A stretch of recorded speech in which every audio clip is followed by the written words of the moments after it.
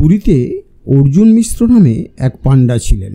তিনি প্রতিদিন সম্পূর্ণভাবে গীতা পাঠ করতেন, তাই লোকে তাকে গীতা পাণ্ডা বলেও ডাকতেন। ভিক্ষাবৃত্তি করে জীবন নির্বাহ করতেন তিনি।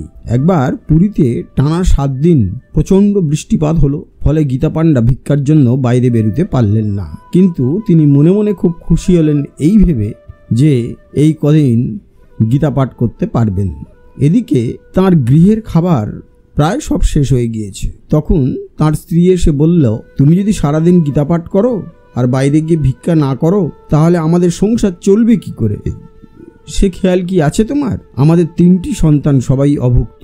তখন গীতা পাণ্ডা বললেন, ভগবান শ্রীমদ্ ভাগবত গীতায় বলেছেন তিনিই ভক্তের সমস্ত ভার গ্রহণ করেন, তাই আমরা যদি সম্পূর্ণভাবে তাঁর উপর নির্ভর করি তাহলে তিনি অবশ্যই দেখবেন।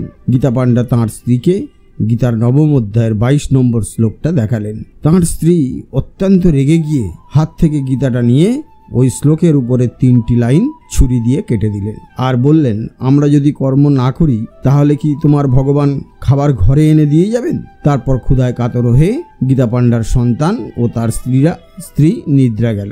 কিছুক্ষণ পর গীতা পাণ্ডাও ঘুমিয়ে পড়ল। গভীর রাত।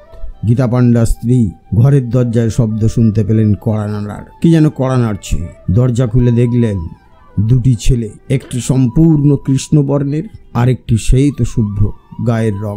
2টি ছেলে দুটি বলল, গীতা পাণ্ডার এক বন্ধু এই খাবার সামগ্রী পাঠিয়েছেন, কৃপা করে আপনি গ্রহণ করুন। খাবার সামগ্রীতে ঘর ভরে গেল। ছেলে দুটির প্রতি গীতা পাণ্ডার স্ত্রীর খুব মায়া হলো। তিনি তাদেরকে বললেন, তোমরা আমাদের সাথে প্রসাদ পেয়ে যেও। তখন কালো রঙের সেই ছেলেটি বলল, হ্যাঁ, আমাদেরও খুব ইচ্ছা ছিল আপনাদের সঙ্গে প্রসাদ পাবার, কিন্তু আমার জিহ্বা কেটে গিয়েছে, আমি আর খেতে পারবো না। তারপরে এই কথা বলেই ছেলে দুটো সেখান থেকে চলে গেল। গীতা পাণ্ডার স্ত্রী তার স্বামীকে ঘুম থেকে উঠিয়ে সব বললেন। গীতা পাণ্ডা বুঝতে পারলেন ওই কালো বর্ণের ছেলেটি আর কেউ নন, স্বয়ং জগন্নাথ, আর সেই তো শুভ্র বর্ণের তিনি বলদেব। এটা বুঝতে পারলেন গীতা পাণ্ডা যে স্বয়ং কৃষ্ণ আর বলরাম এসেছিলেন। গীতা যেহেতু ভগবান শ্রীকৃষ্ণের মুখনিসৃত বাণী, তাই গীতার ওই শ্লোক কেটে দেওয়ায়, যেটা গীতা পাণ্ডার স্ত্রী ছুরি দিয়ে কেটে দিয়েছিলেন, সেই দাগ ভগবান শ্রীকৃষ্ণের জিহ্বাতে পড়েছে। তারপর গীতা পাণ্ডা ও তার স্ত্রী ভগবানের কাছে ক্ষমা চাইলেন এবং তৎক্ষণাৎ জগন্নাথ মন্দিরে গিয়ে দেখলেন, হ্যাঁ, সত্যি জগন্নাথ দেবের ঠোঁটে 3টি দাগ রয়েছে।